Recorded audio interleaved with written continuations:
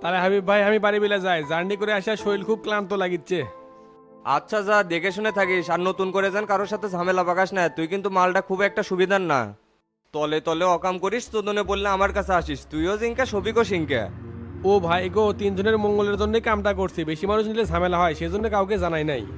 কোল যা বড় বড় হিট করছিল, হায়াত আছে থেকে বাঁচছে, না হলে তো মৃত্যু নিশ্চিত হলো নি।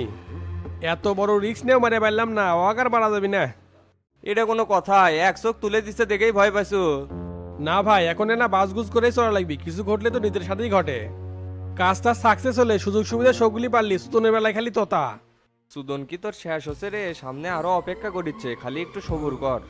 ভাই এখন থেকে আমি মেশিন নিয়ে ঘুরমু, কারণ বিপদ আপদ তো বলে কয়ে আসে না।